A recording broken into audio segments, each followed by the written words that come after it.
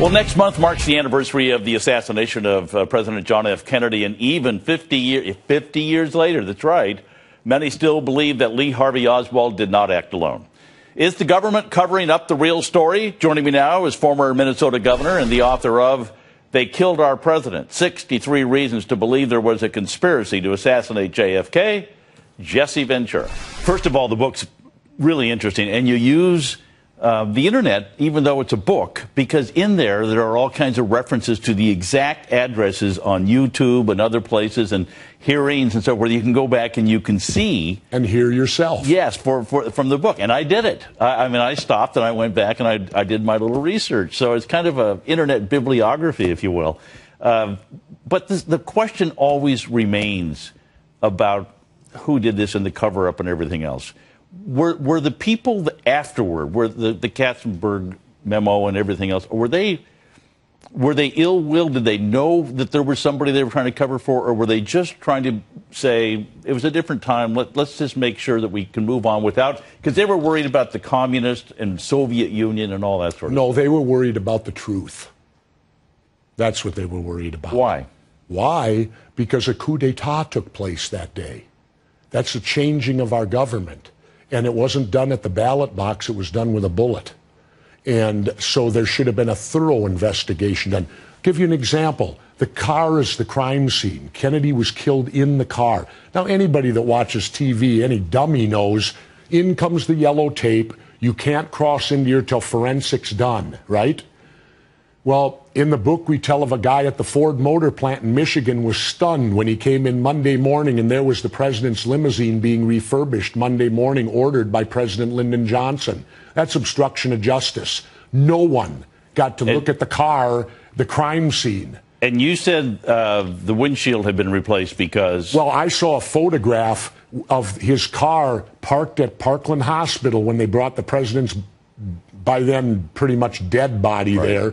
And in the photograph, you can see a bullet hole through the front windshield.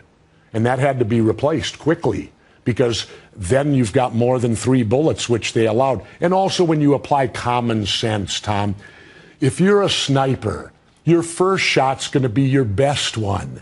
In this case, it was the worst one. And the third shot was the best one. I couldn't do the shooting, and I'm an expert marksman. Yeah. I used the actual weapon, same bullets and everything from the same, and I didn't even have a moving target.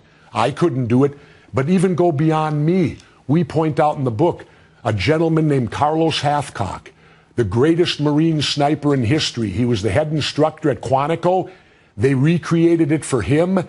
10 times he tried and couldn't do it. Now, in the military, they give you batteries of tests to try to use your abilities to the best. Oswald wasn't 0300 infantry. They sent him to radar school. He never even carried a gun in the Marine Corps. Carlos Hathcock made a living with a rifle. He can't do it, but Oswald can. Come on, common sense. You get into a lot of things, and there's the photographs and the autopsies, and there's a bullet hole in the president's back, an entry wound, and it's very low. And I look at that and I think, well, he was against the seat. How did that? I mean, there are still a million questions about what unanswered. Happened. Yeah, but we answer a lot of them in here. It's just that the official version won't answer. Well, it's interesting because your book is only about this thick when you get into the beginning of it, and then you go, okay, here are the 63 reasons why Oswald did not do it. I would love to be the attorney for the trial. And like I said, correct that convicted, because he was never convicted of anything. There was never, in a coup d'etat. Didn't they have like a mock trial later? Maybe, I don't, but that's not a trial. No one's sworn in. Yeah. Nobody, in a coup d'etat, there could never be a trial. And here's another big one people need to know. Warren Commission said it wasn't true. Jack Ruby and Lee Oswald knew each other well. Jack Ruby said he knew Lee Oswald since Lee was a child. Doesn't that change the whole thing? Oswald was killed by somebody he knows. Yeah. Well, you're very good at this stuff. And, I'm not very good. Those are the facts. It isn't me. You dig up all these great things, and it's a great whodunit story. But you've got some really compelling evidence that I don't care what you think, this book will make you stop and really rethink some of this Thank you, Tom. Stuff. Thanks. So. Well, you know, we needed this book because we lost one of the greatest fiction writers in the world, Tom Clancy. Yeah. But the point is, this one's not fiction.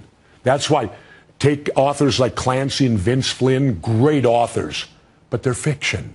That's what entices me to Kennedy. It's like Harry Potter books. More come out all the time with more evidence. It's like a continuing saga.